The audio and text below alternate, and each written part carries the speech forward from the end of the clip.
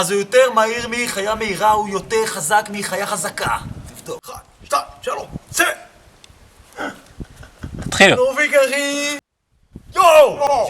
זה שיר יום הולדת! שיר יום הולדת! שיר יום הולדת! יואו! שיר יום הולדת! יואו! משהו על הכבוד! תמשיך, לא משנה. זן, זה לא יכול להיות. הכי גרוע בעולם.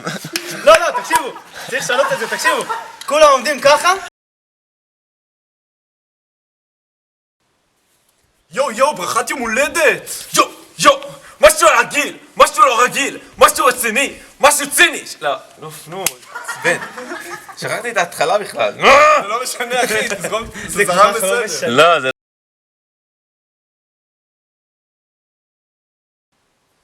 יואו, שיר יום הולדת! יואו! השם שלך חוגג! יואו! השם משפחה שלו! יואו! שהוא בעצם גם הכינוי שלו מכיתה ג' יואו! משהו על הגיל! משהו לא רגיל! משהו רציני! משהו על הגיל! משהו ציני שמתייחס לדבר הרציני שאמרתי מקודם! משהו לחברה! משהו להלל את החברה! משהו כי בכל זאת אין ברירה! משהו כי ביד יש לי בירה קרה! לא, בעצם אין לי! פזמון!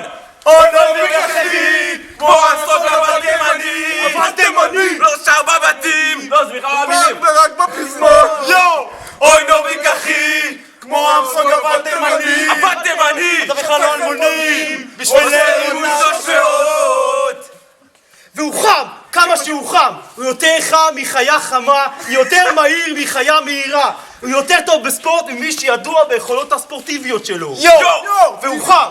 כמה שהוא חם! הוא כל כך חם שבפורים שיורד גשם הוא בא רק עם ספידו! כי הוא גבר! יואו! פזמון! אוי נוביק אחי! כמו אמסונג אבל תימני! שותה חלבונים! עושה אימון 300! אוי נוביק אחי! אתה בכלל לא אלמוני!